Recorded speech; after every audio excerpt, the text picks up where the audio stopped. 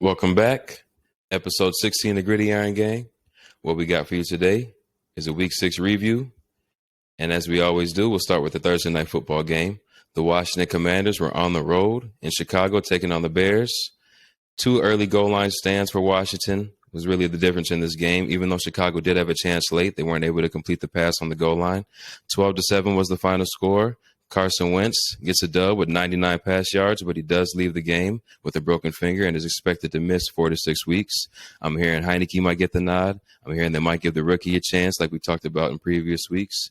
How do you feel about this game, and what do you think Washington should do going forward?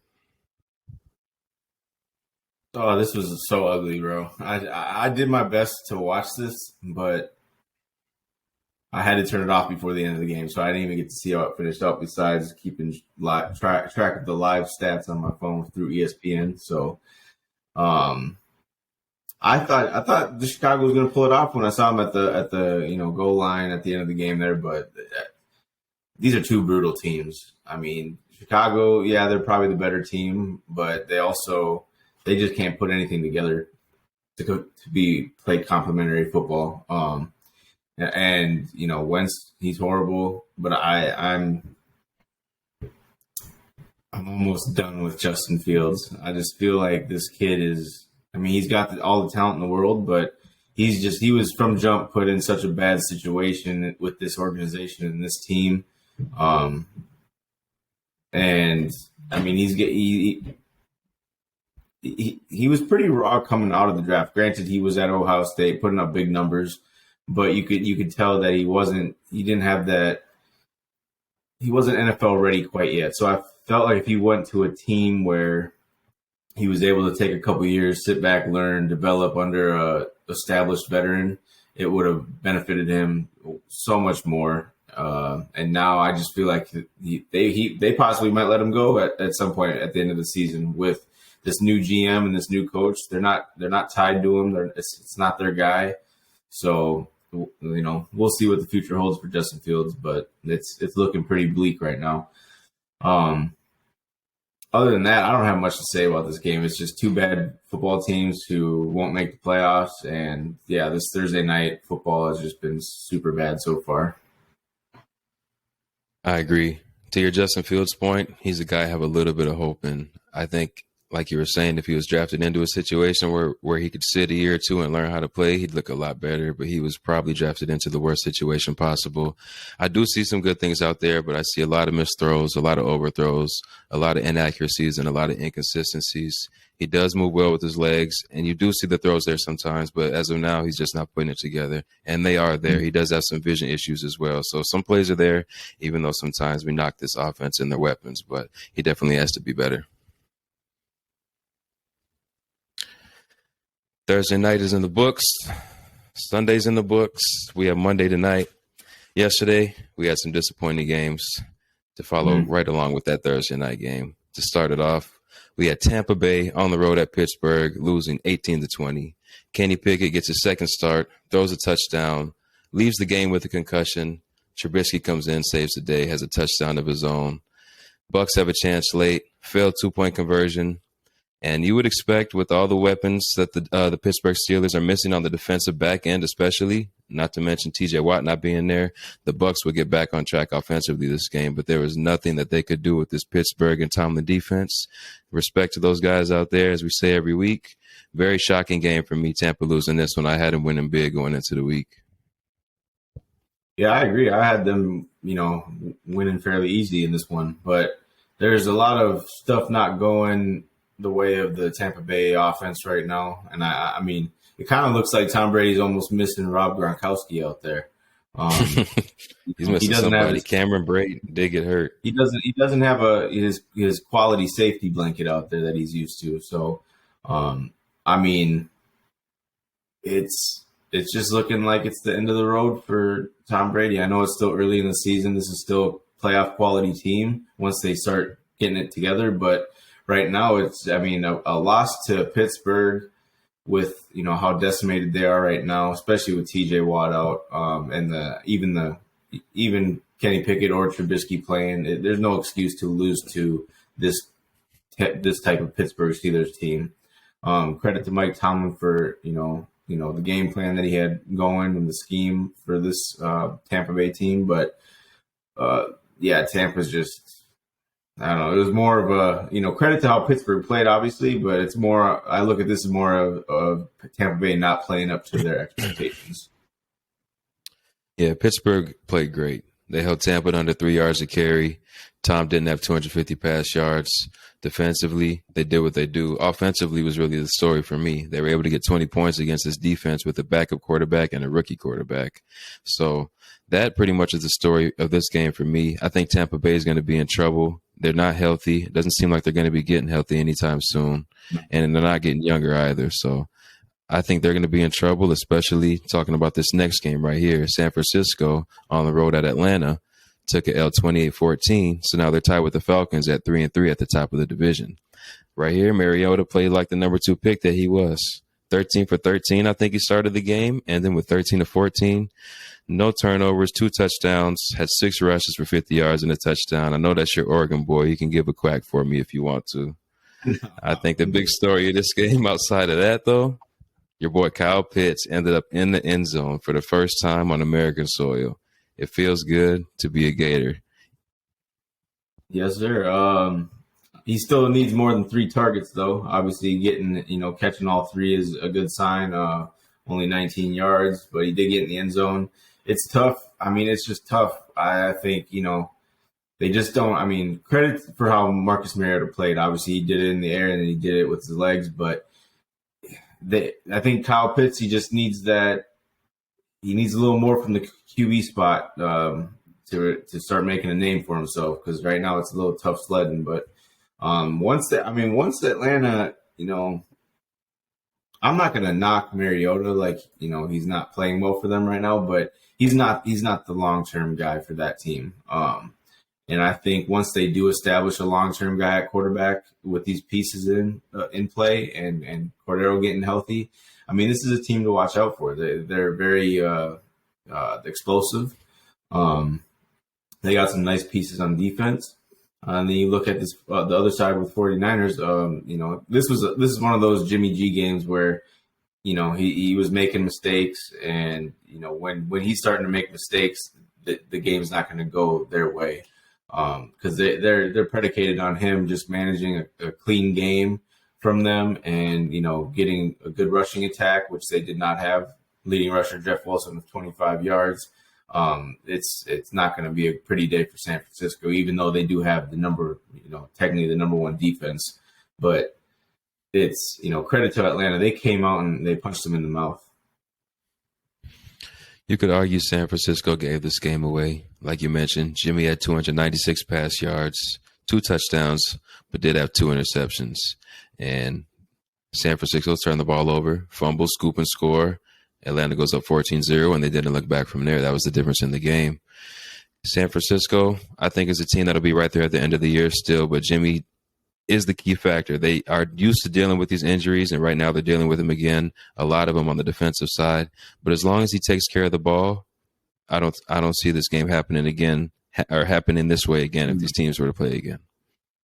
No, those mistakes were costly, and it's like I said, credit to Atlanta, because they capitalized on them. If they didn't capitalize on those, it might look a little different, because they would have left San Fran, they would have left a little crack in the door for them to get back in it. But they just caught San Fran on a bad day, I think. And like you said, they'll be there at the end of the season, San Fran, that is, and they're still a dangerous team, especially come playoff time.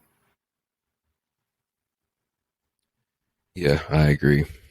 A team similar to San Fran in the way they play. Good running game. Quarterback doesn't need to make mistakes. And the defense is lights out. The New York Jets went on the road to Wisconsin to face the Cheeseheads in Green Bay. Took a surprising victory, 27-10 over Aaron Rodgers and the Packers. I mean, they have the formula. The defense, the firepower, the coaching. I mean, kind of like our Kyle Pitts point last subject.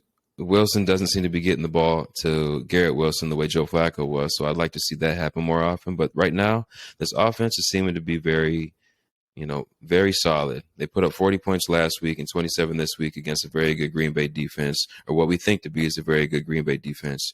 Breece Hall is running away with the Offensive Rookie of the Year, in my opinion. And I think this Jets team is going to have a lot of problems for people going forward.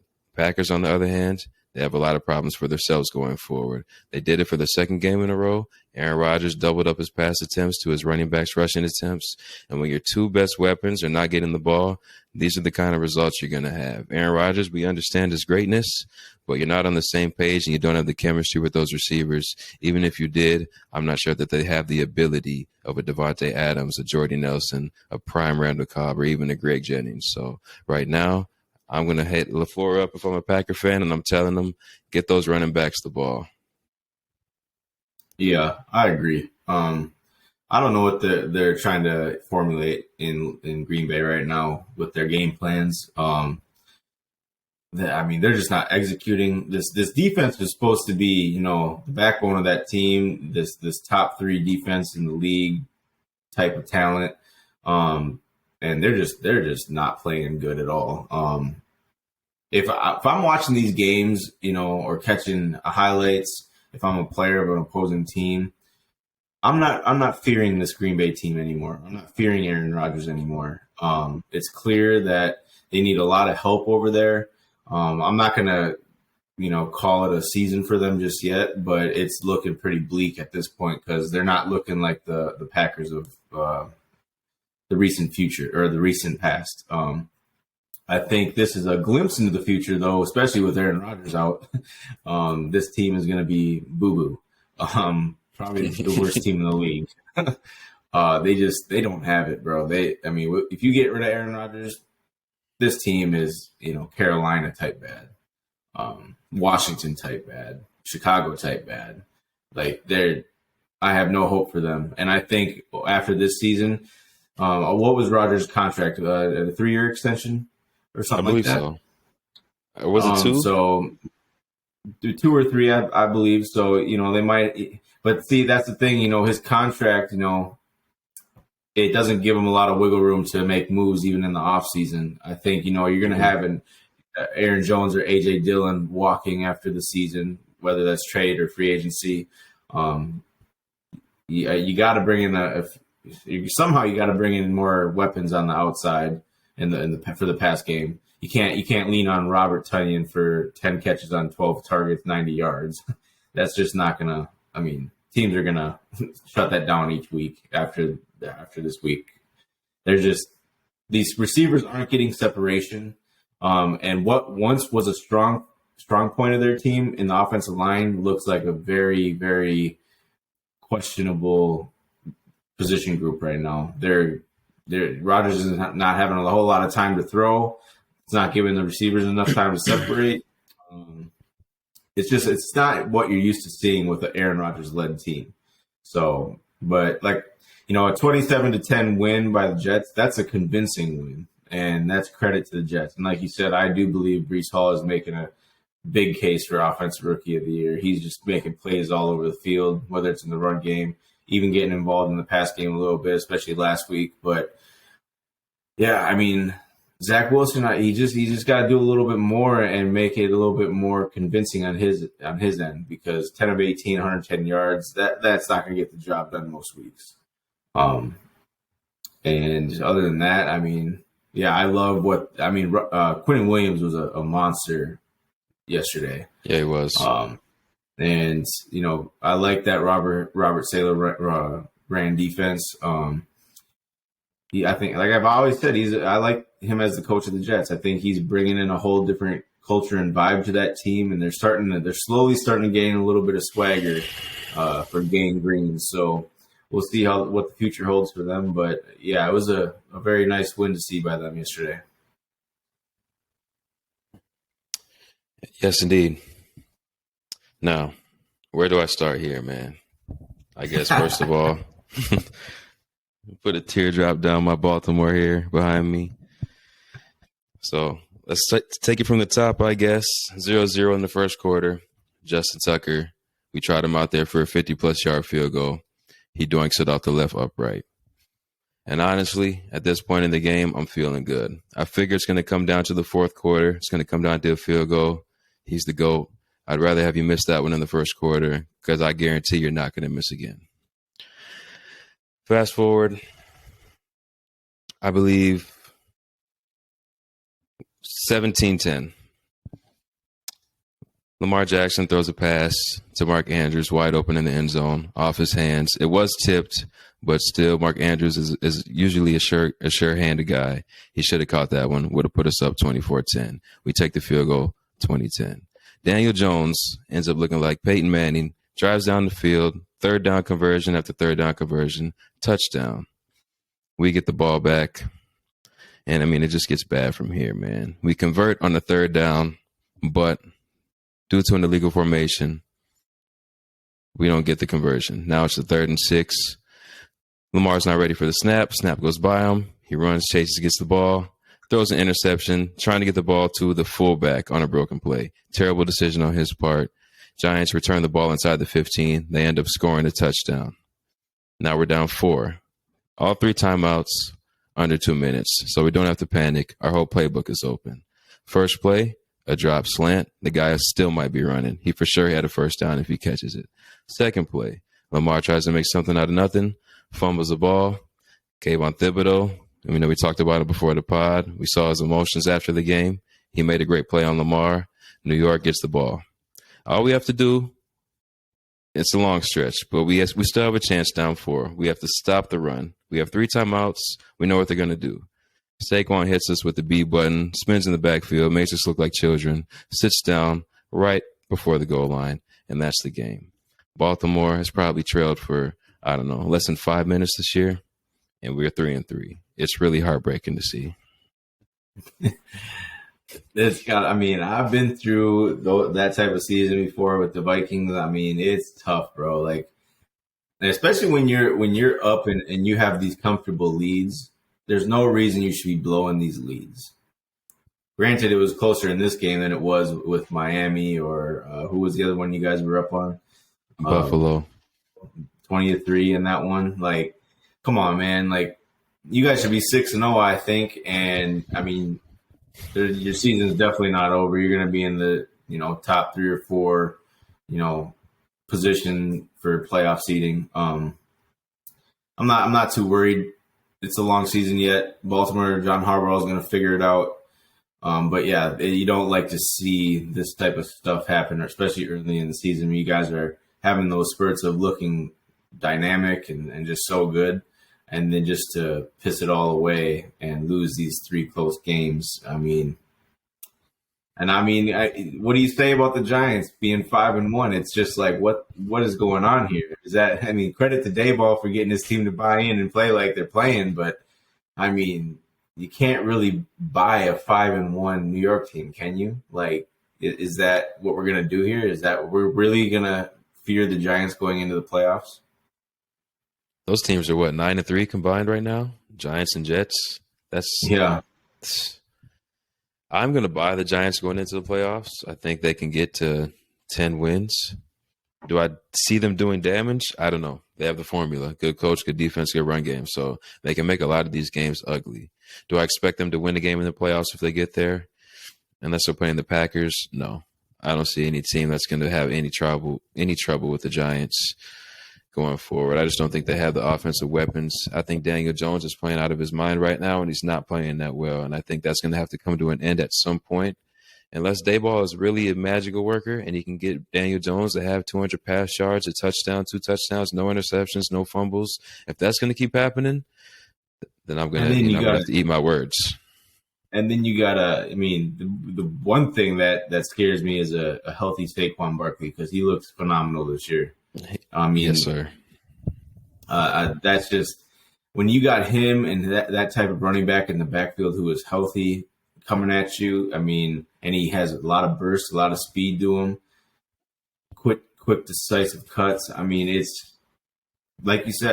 Daniel Jones. It's a recipe for success, especially when Wink Martindale's got their defense playing fairly well. Daniel Jones. You just got to manage the game, make the key passes when he needs to. Don't turn it over. And we don't need you to put up, godly numbers. it's just manage the game, put us in good situations, don't turn it over, and let our defense make some stops. So yeah, in that sense, I do kind of I'm tentative, but I'm slowly buying into. I mean, I just think like Dayball's a hell of a coach. That's just what I mean. 6 games in, and you got that's this the bottom team, line. like, and credit to him for bringing in Wink Martindale, because that's a great tandem for defense and offense. Those 2 coaches. Well, shame on us for letting him go. Blaming him for our troubles last year when we had the most injuries in the season, that just wasn't fair. So, I'm glad he found a spot where he can be successful, and he really has that defense thriving. So, I hate to lose, but if you're going to lose, that guy definitely deserves a W. So, and that being said, I definitely, we kind of joked. We did. We kind of joked about it last week. It was a fucking joke to lose to Daniel Jones. Like who else? Like if you were gonna pick someone to beat the Ravens, who's it gonna be? Wink Martindale. He knows that team. I mean, went against Lamar every day in practice. Knew how to scheme against him. So credit to them for getting the job done. But I think you play this game over again, it's looking different. I would agree. Even though I think it looks different, I still believe in the Giants. And to your point about the Ravens being 3rd or 4th in the AFC, yeah, I think they'll be battling out with a team like this one we'll talk about next. Minnesota on the road at Miami, 24-16. I'll keep mine short and let you go. I think this was a sloppy first quarter. Skylar Thompson goes out with an injury. I think he was playing well, though, as a 3rd-string quarterback in this offense. Teddy comes in, throws for damn near 400 yards.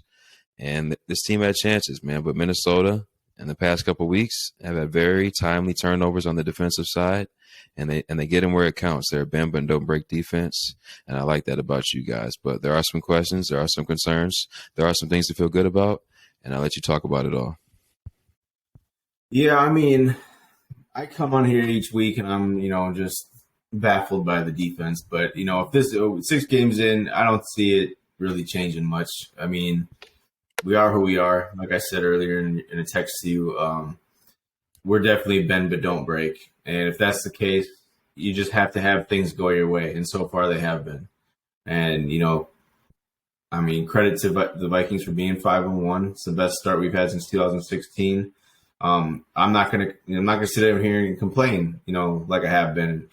You got to start learning to enjoy wins for wins at some point. So I'm going to take them when I can get them. So the only thing I have, I will say it's more so credit to the defense this week for, kind of being the backbone, because, I mean, look at our offense, 10 3-and-outs out of 15 possessions is not going to cut it. That is so bad and so unexcusable, especially for this type of offense.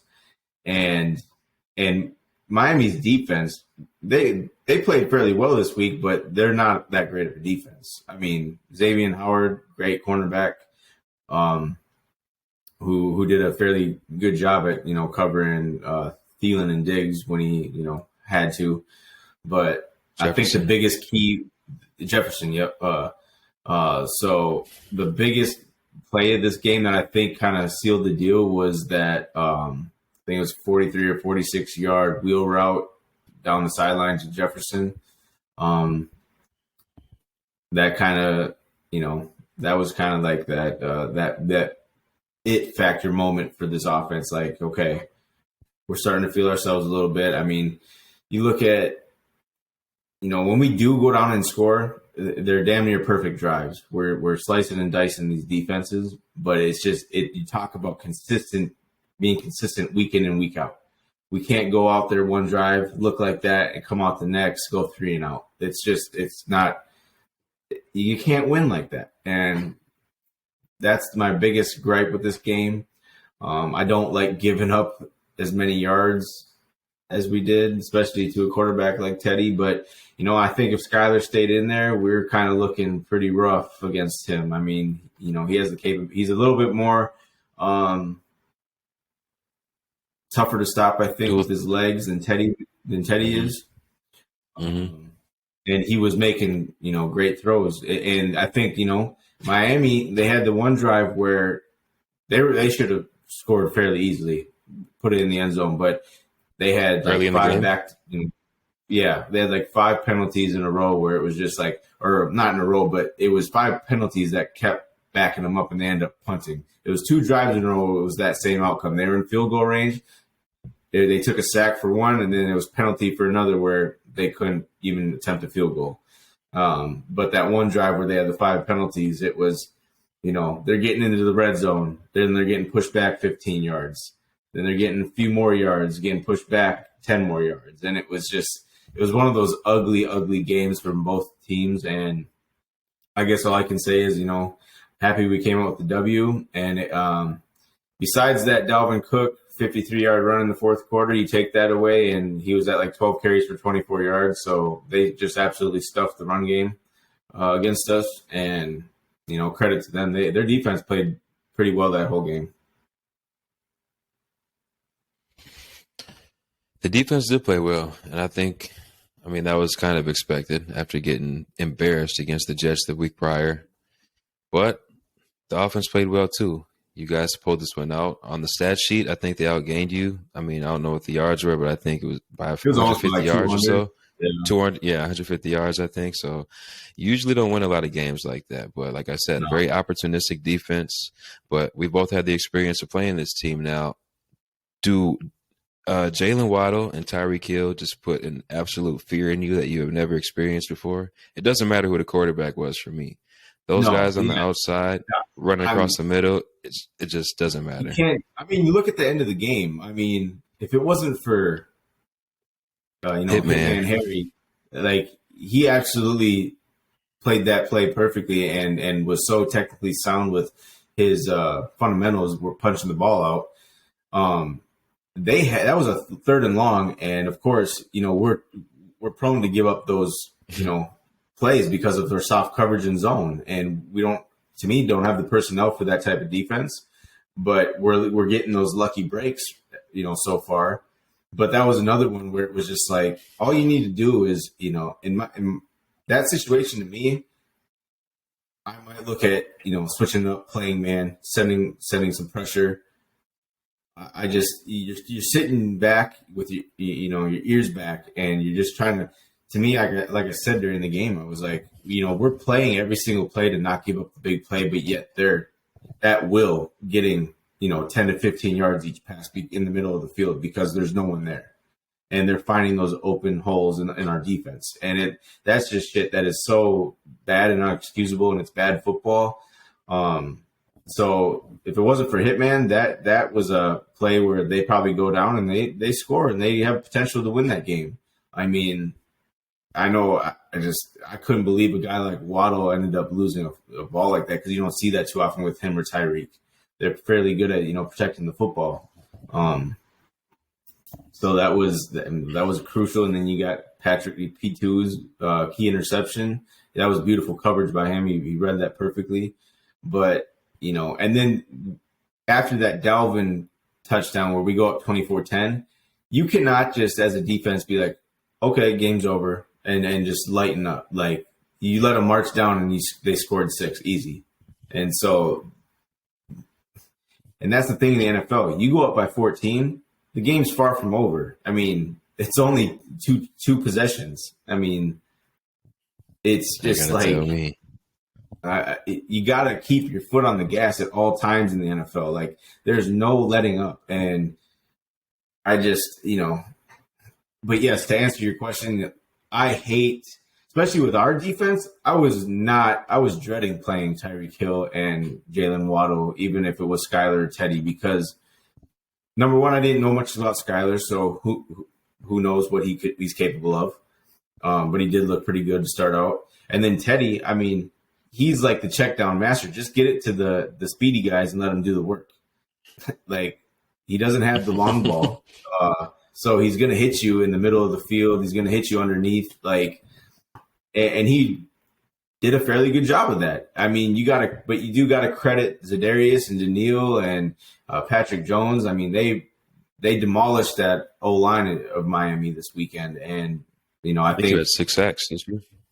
Yep, 6 sacks. And Za'Darius had like 10 or 11 pressures by himself. So that's Wow. crazy. So and he's that was the second most for a player in a week, I think they said, and he's got the second most pressures on the season so far for an edge player. So he's playing great. It's just, like I said, like I have faith in our front seven. It's just the back end that I just can't trust right now. I mean, there's spurts where we have P2 playing well, but then there's spurts where he's showing his age and he's losing a step and he's getting beat downfield. Then you got Cameron Dantzler, who's a young and promising player who has, he's been clutch and key in certain situations, but it's just I feel like you got to have P2, especially with how lengthy P2 and Cameron are, especially with their arms. Those are cornerbacks. I feel comfortable with them playing up close and punching those receivers off the line and making them, you get physical with them. Don't play 7 yards off the ball and let them beat you. And that's especially risky when you got those speedy guys in Tyreek and Waddle. And, with this Miami team, they're far from out of it. You get Tua back, and I think they're going to, still put up a lot of points. They just defense got to play like they did this week overall. Yeah, I think once they get their quarterback back, they'll definitely have a chance to make some noise. They'll be right in the race at the end of the season in the AFC. I don't know about the Teron Armstead, their left tackle, what his status is, but I think they'll be getting him back at some point this season too. So get somebody to protect Tua on the backside, on the front side actually, since he's a lefty. But that'll be big. Have somebody up there, and you'll feel very confident about him being protected, especially obviously with the concussion news going on around Tua, Miami especially. For sure. Next game, New England at Cleveland. We talked about this one a little bit too, jokingly. Bill Belichick fired from Cleveland, so a little bit of revenge game for him. Looks like he didn't forget. 38-15, takes the win on the road. I mean, Bailey Zappi went for 309 yards, 2 touchdowns. Do we have a little bit of controversy? I would say so. I mean, this guy looks good, bro. He looks like the perfect quarterback for this Belichick team. And that's no knock to Mac Jones, because I do still have faith and belief in Mac Jones. But Zappi just looks like he's orchestrating this offense to a T, like how it's supposed to be ran. And they don't have the most, dynamite weapons out there, but they got complementary pieces where you just got to, take care of the ball. And I mean, these numbers aren't just game managing numbers. He's attacking this defense. And Zappi is what you want Zach Wilson to be, because they have the same sort of run game and the same type of defense. Yeah, and I don't know, man. If I'm Belichick, I mean, I'm not saying you're not just going to jump the gun and say, it's time to trade Mac Jones, but if this keeps up and you want to play Bailey Zappi and he's consistently doing this the rest of the season, then I'm going to, look to see what I can get from Mac Jones, because you're going to get at least, it's got to be at least a second round pick, I would assume. But yeah, and this Cleveland Browns team, it's just, all I'm asking from Cleveland is spiraling. Yeah, it's starting to spiral, but all I'm asking for them is just, stay around 500 until Deshaun gets back, and and then you can try to sneak your way into the playoffs. That's all you got to do. But these are the type of games like you're going to see from Jacoby Brissett, and I keep saying it. It's just he has the moments where he looks good and you feel confident in him, but then he has these type of games where it's just like the world's ending, and we don't know what to do. We're stuck, and your running game can only do so much with a quarterback like that who can't open it up. Even when you have Primo, even when you have Nick Chubb, and it's just, I don't know but I will say if this is I'm not saying Cleveland is the most dynamic team right now that New England winning like this should make any team kind of fear him now. I'm not going to say that, but if Bailey Zappi keeps playing like this and New England's going to play tough defense, then hey, they have a shot to make a little bit of a run and make some noise. Yeah, I think the division is out of the question, but they can definitely be the 5 seed if they're going to play like this. We knew what they were going to do coming into the game. They were going to try and limit Chubb, and they did so. I think he only had, 56 yards on 12 carries. So you could say they did. I mean, 4.7 yards a carry isn't really limited somebody, but I think you got up so big that you took him out of the game. Probably wasn't part of the game plan, but you'll take it. Zappy, 309 yards, like we mentioned. The team, 98 rush yards and 3 touchdowns. So they had a little bit of balance. They were doing it all kinds of ways, and they pretty much got up early on Cleveland and didn't look back at all. Threw them around like some rag dolls out there. Yeah. Next game. And I really got to say, though, I really like this Ramondre Stevenson. I feel like he is a well-rounded running back. Can do it in both the running game and pass game. So I think they got to kind of have. I know that Bill kind of likes to have that rotating running back room, but as you can see, even 2 weeks now. I mean, without Damian Harris, that's who's out, right? Damian Harris. Yep. So without him, Ramondre is just playing phenomenal, and I just think you got to keep this thing rolling. And it's not a discredit. It's not to knock down Mac Jones and Damian Harris, but when you're playing like this and you're starting to see results, you got to keep it rolling. You can't just. I'd be very hesitant in putting Mac Jones and Damian Harris back in, even though I know for sure Damian's going to get his reps back. It's more so, do I want to throw Mac Jones in there and risk throwing our season away? I hear you. I wouldn't call it slander, but I don't like the negative talk towards my 2 Alabama guys, Harris and Mac Jones. So I do have to mention Brian Robinson did come back for the Washington Commanders, and he did score the only touchdown in that game, which was the difference in that victory. So roll Tide. Now, to get to some LSU Tigers, we had Cincinnati on the road, back in home in Louisiana. Joe Burrow, Jamar Chase really played like they were at home. 300 pass yards for Joey B, 4 touchdowns, 1 on the ground, 132 yards for Jamar Chase on 7 catches. These guys look like they found their stride again. 2 touchdowns for him. This team looks like they might have been dormant for this first month and a half of the season, but this is about the time when they picked up their stride last season and made their run to the playoffs and eventually the Super Bowl. So I don't know what you're going to take away from this game. This is a really good game going back and forth. It was one of the games I had on my TV. Cincinnati, like we figured, was going to be a team that was going to cause some problems going forward. New Orleans is a good team. I think once they get their offensive weapons back and their starting quarterback back, they're going to be a team that's going to cause some trouble going forward too. The record isn't good right now, but I think they're a lot better than that shows, especially given they didn't have Alvin Kamara to start the season off with, and he's been playing like an all-pro these first few games back. So Cincinnati, 30-26 on the road. Good win on the road that you needed after a loss to Baltimore last week. You're back to 500.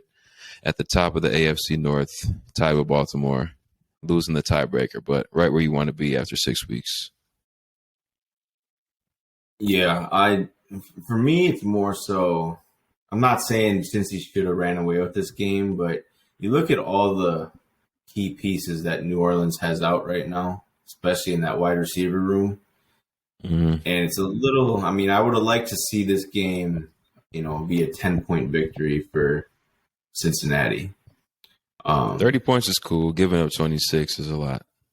Yeah, so that's the only thing I have to say about, like, on the negative side. I think Cincinnati is going to be fine. They're going to be in that playoff talk. But yeah, this New Orleans team, man, you get them fully healthy, and I'm nervous playing them.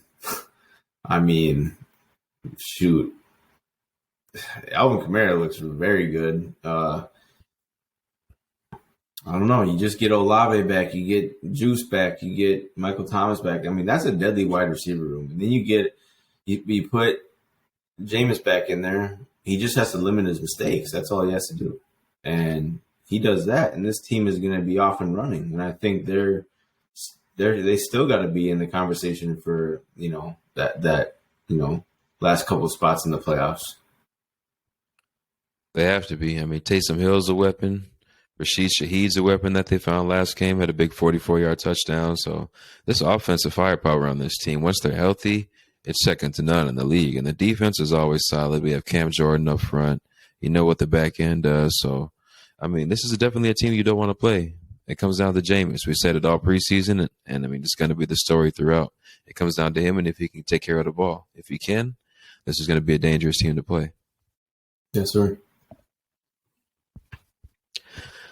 Division game, our last noon game, Jacksonville on the road at Indy, 27-34. They took the loss following a 2-4. Indy at the top of this division now after we thought they were cooked. Them in Tennessee are looking like they're going to be battling out for the number 1 seed, but in 2 weeks, it'll be Jacksonville and Tennessee probably. Jacksonville and Indy. It's going to be one of those divisions where we don't know what it's going to look like until week 16, 17, 18. Ryan, I guess notes for this game, he passes Dan Marino for 7th all-time in passing yards. He had a franchise record, 42 completions, 389 yards, 3 touchdowns, and recorded his 45th game-winning touchdown drive. Still doesn't look good to me. I still don't believe in this team, and he could have had 10 more accolades and 2 more records broken, and I still don't have faith in this Colts team going forward. The defense gave up 27 points to an offense that probably isn't that great. This Jacksonville team is probably who we thought they were at the beginning of the season, a team that's not quite talented enough, but will be in a lot of these games, if not every single game, but probably will leave the season with 3 to 5 wins. I mean, we got a little hype earlier, calling Trevor Lawrence the top 10 quarterback, Dougie P Coach of the Year. I'm guilty of that a little bit as well, you know, spur of the moment type stuff. But it's looking like Jacksonville is going to need a little bit more talent on both sides of the ball, a little bit of better decision making, and they'll be right there at the end of the year or at the beginning of the year next year. Indianapolis looking like they're in the hunt for the playoffs now. No Jonathan Taylor, 2 wins without Jonathan Taylor. Very surprising. Yeah. I don't have much to say about this game. I mean, it's just kind of like Jacksonville's starting to play how they're, supposed to play this year. They're not there quite yet. And I still have faith in them for the future, but I mean, especially when you play the Colts the first time around and you beat them 24-0 and then you come back with this and give up 34 points. It's kind of, that's kind of, you had a rough day. Yeah, I don't believe in this Colts team whatsoever. They're gonna have a game like this, think they're back, but it's like you said, it's Jacksonville still. So let's slow it down there on the Colts side of things. Let's, not get our heads too big. Yeah, you're 3-2-1, but look at the teams you played, and you've had some brutal games. And we're still going to be talking about more brutal games down the road for you this year. Yeah, I share that sentiment. Lawrence went 20-22 this game, but only 163 yards, so didn't really stretch the ball down the field too much. Did run for 2 touchdowns, throw for 1 as well. The team had 33 rushes for 243 yards and 3 touchdowns, so the offense wasn't the problem in this game.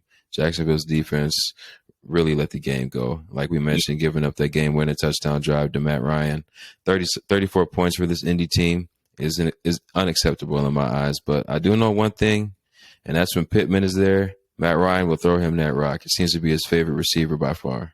That's all he does is throw to him. I mean, it's so easy for a defensive coordinator to go, game plan for the week and be like, okay, all we got to do is take Pittman away, and we're going to have Matt Ryan looking like one of the worst quarterbacks in the league. It's a fairly simple game plan, and it's just this Colts team is they're not. I don't think that well, I know we got our segments on Tuesdays about elimination. But I wouldn't be surprised if sooner or later I'm picking them. I hear that. We'll move on to these afternoon games. We have Carolina on the road at Los Angeles. Steve Wilkes got the go-ahead as interim head coach, as the Panthers coach. They had the boys playing well early. They go up 10-7 at halftime. They get a pick 6 off Matt Stafford. But, I mean, that was pretty much all they could do. Robbie Anderson blows up on the sideline. He's now out of there, and he's a receiver in Arizona. That happens fast. Rams end up pulling away in the second half of this one. 24-10 as the final score. I think this is a big win for this team that they needed to get back on track for sure. Yeah, they needed this win for sure. But I don't feel any better about the Rams after this game than I did before. 24-10, it should be, you should feel like that's a convincing win, but it really wasn't. I mean, they played At down all. to they played down on to Carolina's level most of the game. And I truly believe there's always been something more with Stafford's elbow than what they let on. Mm-hmm. And this team is they're not even nowhere near being the team they were last year. And I think, I'm not going to say they're cooked, but they're not repeating. That's for sure. I don't want to say they're cooked either, but I feel the way about them that you do about the Colts. So I don't want to say in a couple weeks they'll be out of my contention, but they don't look good at all, and they're definitely not in my Super Bowl contender bracket right now. Yeah, it's I don't know, man. They got a lot of internal issues going on right now. I mean, this whole Cam Akers situation, who knows what the hell is leading to him being up for grabs for a trade, but it's, reported that he's not seeing eye to eye with Sean McVay. They just lost their left tackle for the year. Yep, note boom, torn Achilles. It's just, you lose Andrew Whitworth. That's a big blow to your offensive line. And then you lose your offensive coordinator in Kevin O'Connell. And I think Kevin O'Connell had a lot to do with your offensive success last year. He was coming up with a lot of the game planning. He was, drawing up a lot of the plays. He was scheming for Cooper Kupp to get open. Granted, Cooper Kupp is still putting up good numbers, but you don't get the sense that Cooper Kupp is having that magical season he was last year. And I think that a lot of the Rams' success last year, you have to credit Kevin O'Connell for what he did. And, at the end of the day, a lot of it's just going to go to the head coach because he's the man in charge. But I think McVay really leaned on Kevin O'Connell for that offense to go the way it did last year. So I think, may not be the Super Bowl hangover, but, when you're a Super Bowl winning team and because every year, whoever wins the Super Bowl, your team is getting poached from other teams because they want a little bit of what you had. So whether it's free agents going to different teams, whether it's, a trade or two happening, but most of the time it's those coaches on that Super Bowl winning team, that coaching staff is getting poached from other teams, whether it be for head coach or coordinator jobs. So the Rams, they just don't have that swag. They don't have that firepower that they did last year, and I'm just not a big believer in them right now. No Baker in this game. P.J. Walker, 10 for 16, 60 yards, leaves the game in the fourth quarter with a neck injury.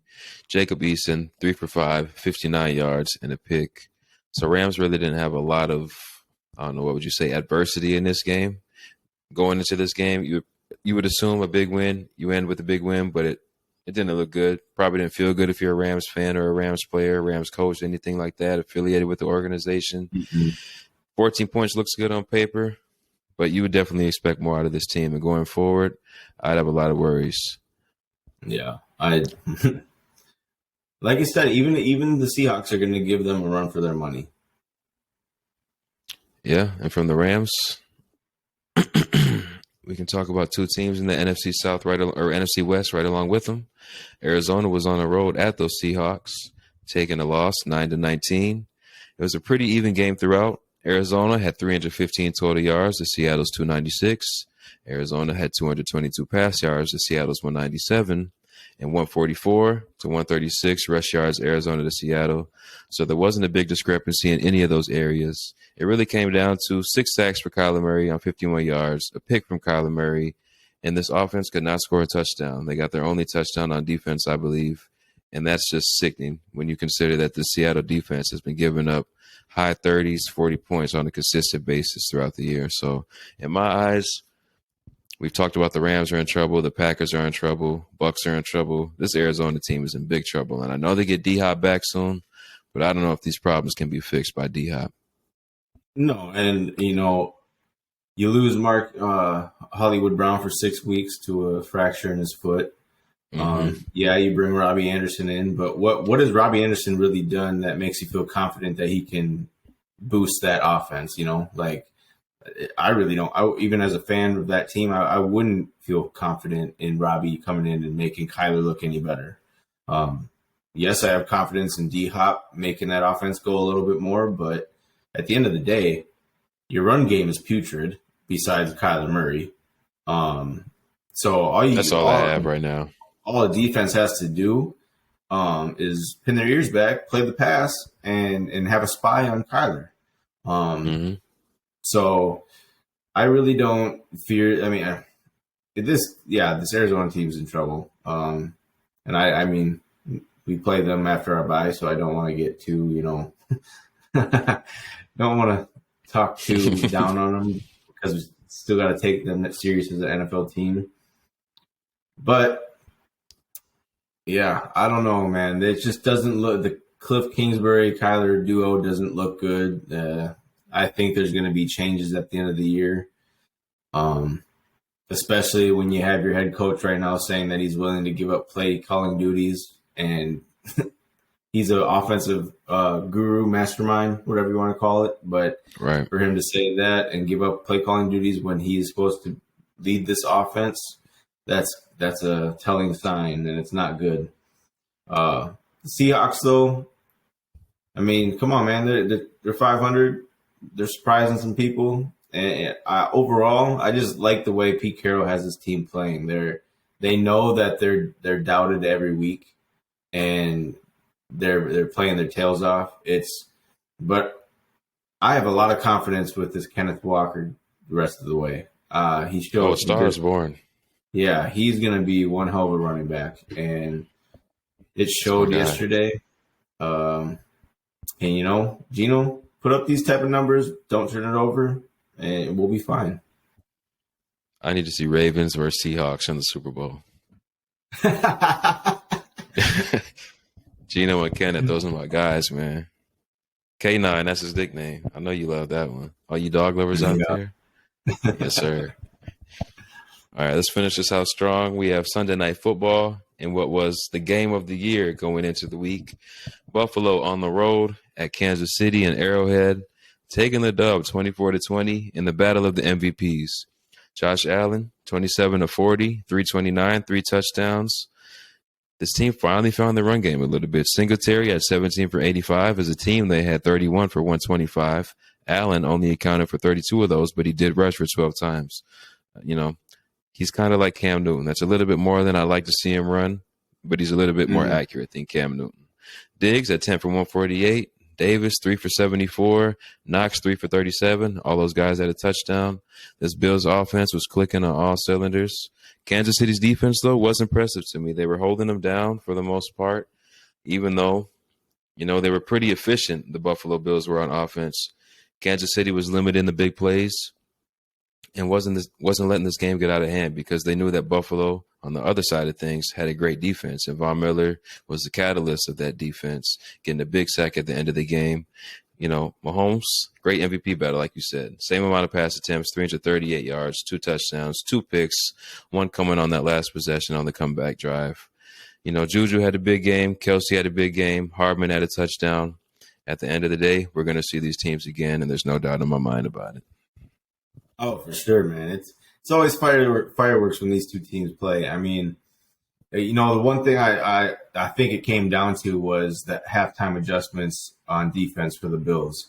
Leslie Frazier did a great job of starting to put a spy on Mahomes. I think that was the game changer. He put Matt Milano as a spy the rest of the game on Mahomes, and it forced him into some costly turnovers. And because in the first half, I think Kansas City was starting to feel themselves a little bit, getting some stuff. And it's just going to be a back and forth game whenever these two teams play. It's going to come down to that last possession. I mean, we saw, what was it, at the end of the half here, the first half, that Kansas City, they went down by 7 or 3 or something like that. And it only took them 12 seconds to drive and get a field goal. Granted, it was a 62-yard field goal, and it looked like it would have been good from damn near 75, but yeah, he booted that motherfucker. What else can you say about this game? It's just Two great teams. I'm nervous as hell as a Vikings fan to play Buffalo soon because they will pick us apart. I don't know, man. It's just these are two fun teams. I mean, the only thing is and it's funny when I said I think I said last week that Kansas City, all you have to do is pretty much play the pass because they have no running game. Well, you get 17 carries for 85 yards from Singletary, which you don't see that every week, but credit to them. And I think it shows, though, that, Kansas City's defense, they're also one of those bend but don't breaks. They're pretty leaky in some spots, and that's their kind of weakness right now because their offense is going to go. It's just that defense, somehow, some way, you got to get pressure, you got to get stops. And I just think that this might be the year that they don't have the answer for Buffalo. It looks that way. You mentioned the defense is leaky. I think they're missing one guy on offense that can really take over the game. Like Baltimore, they really rely a lot on their tight end and Travis Kelce. And there was another game we talked about earlier where their tight end was the lead receiver. It was the Packer game. And, I mean, all three of these teams lost this week and relying on their tight end being the number one option. So not really a productive formula going forward. I understand Andrews and Kelce are two of the top three tight ends, 5 at worst in the league. But against these good teams, Buffalo and I guess the Giants, you can't afford to do that. So you got to find other ways to get these playmakers the ball. And I tell you what, for the AFC – in the playoffs, I don't want to be a team that has to go to Buffalo in January and try to win a game. Not when Josh Allen is 6'5", 250, and he's going to run on every third down. I mean, there's nothing you can do to stop that. I mean, it's going to be so cold and snowy out there, windy. It's going to be a brutal place to play. And I don't know, man. It just has this feel. You just get these feelings sometimes each year where you got that one team who just looks like they can beat anyone, and you can already pick your Super Bowl winner. And that's kind of what I feel like with the Bills right now. And it's a credit to how they put that team together and that coaching staff. But yeah, that's just the way I feel right now. It's just you kind of look at the landscape of the league right now, and it's just you got the Eagles and you got the Bills. But I would still pick the Bills over the Eagles any day of the week right now. Agreed. As we record this, the Monday Night Football game is going on between Denver and the Chargers. It is 10-0, Denver on the road. Russell Wilson has started the game 10 for 10, over 100 yards, and has a touchdown. So maybe Broncos country is riding tonight. And I'm going to guess it's because I bet on the Chargers. So there you go. I think there's got to be a firing in Los Angeles at the end of the year. Brandon Staley's not the man for the job. That defense is not living up to its potential, and the Chargers are just a letdown right now. Just like pretty much Denver has been, and just like the Raiders. Now on the Raiders side of things, they just haven't had a few things go their way in a couple of those games, but. Right. They're better than their 1-4 record says, but. Yeah, that Chargers team, man, what a disappointment. Yeah. You said it well, my friend. Last game of the week, NFC East battle, Sunday Night Football. Wow, Buffalo at KC was not Sunday Night Football. I don't know if I said that earlier. If I did, I apologize. You did, but it's whatever. We know what you meant. This is Sunday Night Football. Dallas at Philly. The Eagles stay unbeaten behind a swarming defense and a balanced offense. Zeke, on the other side, might have had his best game of the season, but Cooper Rush picked a bad time to have his worst game of the season. 3 interceptions. I think 2 of them coming in the first half, and that was pretty much the story of this game. They dug themselves a hole that they could not get out of. Eagles' offense didn't really look like they were doing anything special. This Dallas defense we know is very for real. Jalen Hurts, I think, had 155 pass yards. The rushing game was not too effective. But at the end of the game, the day is about at the end of the day, the game is about wins and losses. Philly comes out of Philly with their sixth win of the season, 0 losses. Dallas looking like they're going to be getting Dak back next week as they go 4-2 into the next game. Yeah, I think this just came down to the turnovers that Dallas had, or not had, but gave up. Philly's defense just did enough to have them win this game, because you look at it and Philly always looks great so far this season in the first half, but they just can't do nothing in the second half. And that worries me down the road later in the season.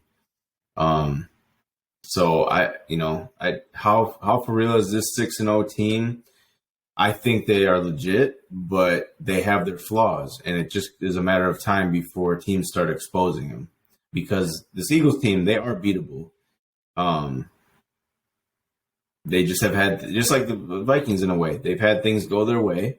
They've played really well up to this point, but they haven't. They've been giving up quite a few points still. They have been averaging damn near 30 to 40 points. I don't know.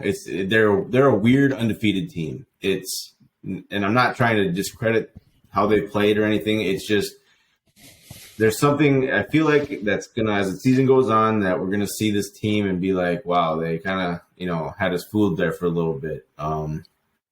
But when you have to go to Philly to play, they definitely have an advantage on you when they're playing at home.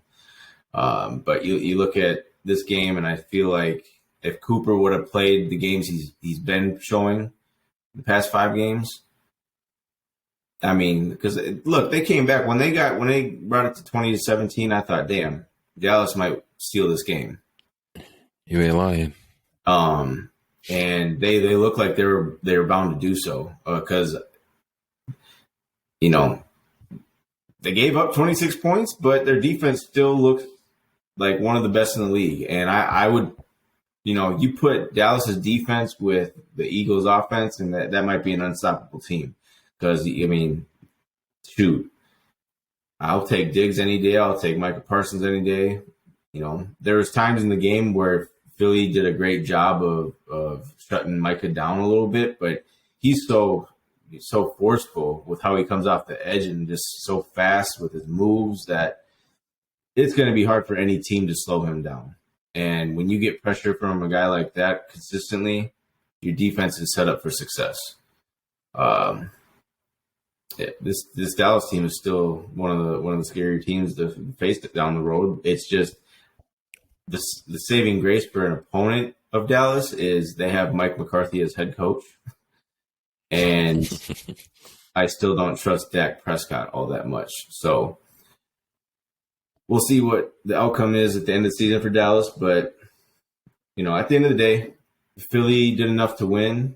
The numbers aren't the greatest compared to the games that they've had so far, but it came down to those turnovers that Philly was able to get in the game, and I do feel confident in Philly's pass defense. I think that it's a scary thing to have, Darius Slay out there, Bradbury. You got a well-rounded defense. You got the big guys up front. All I can say about Philly is they're not the most potent team, but they're so well-rounded and play such complementary football that they're just gelling all together right now, and they believe. And that's all you can ask for from your team. I'm not the biggest Sirianni fan because I think he's got his flaws as a coach, but hey, I do think that Philly is deserving of this 1 seed right now, and we'll just see how the season continues to go. Well said. I agree. Anything else to add before we get out of here? No, man, it's just all I got to say is it's been one of the crazier years of football. I think Minnesota is the only team in football right now with more than a 1-game division lead, which is crazy to think about, even when you got a 6-0 team. I mean, it's so neck and neck right now all around. It's just like, my God, what's the last few games of the season going to be like when the playoff seeding is up for grabs? It's just going to be nuts. Oh yeah. So I think we're in for a treat come the end of the season, those last few weeks of the season. And I'm here for it. I'm getting my popcorn ready already. So yes, indeed. That battle coming down to that last seed, those final weeks of the season. It's gonna be fun, man. I texted you earlier. I mean, Bills and Philly will probably, they'll be the head of the class in their divisions or in their conferences. You guys, KC, Dallas will be right there, 11, 12 wins. Everybody else, man, they're going to struggle to get 11. So there's going to be a lot of 8, 9, 10 win teams in there jockeying for those last few positions. So those last few weeks are going to be real fun. A lot of them are going to be division games too. So I'm ready for it too. When the playoffs hit and you have those 8, 9 win teams as the low end seed, the lower seeds, those are the teams I'm scared of as a top seed. San Fran, New Orleans, those are the teams. Like they will punch you in the mouth and catch you off guard, and those are the teams. I'm more on the side of things. Like those wild card and divisional round games are probably the most. They're the fun ones to watch, but they're like the most intense to watch because you got these bottom seeds that are just trying to, catch you. And as a Vikings fan, being a 2 seed right now, I'm just like, man, we're gonna have a home game, but that means we're gonna play a bottom team, and I don't know who that team's gonna be right now. And for all I know, it could end up being us still. I mean, strong season. But as it stands now, if we had to go into the playoffs now, it's just like, I think, who did I see as a 6th seed today? Or 7th seed? Because we played the 7th seed as a 2 seed. Packers? No, they were 1 spot out of the playoffs. It is Giants, Cowboys? Rams. So that'd be the best case scenario. That would be. That's going to be the Saints or the Niners, though, in my estimation. Yeah. It's just, yeah. I'm not trying to jump too far ahead with the season because I want to obviously enjoy it as long as I can. But those last few weeks of the season are always crazy, battling out for those seeds. And, I mean, the mathematical stuff that you see pop up from the announcers, and just it's December is the funnest time of the year, really. Mm-hmm. You mentioned something mathematical. I was thinking, what were our chances of winning that game when we converted that first down that got called back? It probably was about 70, 80%. And we go and end up losing the game. I mean, it's just unbelievable, man. But we talked about it. I'll let it go now. Any last words? No, not for me. All right, man. Until next time, we appreciate y'all. Peace.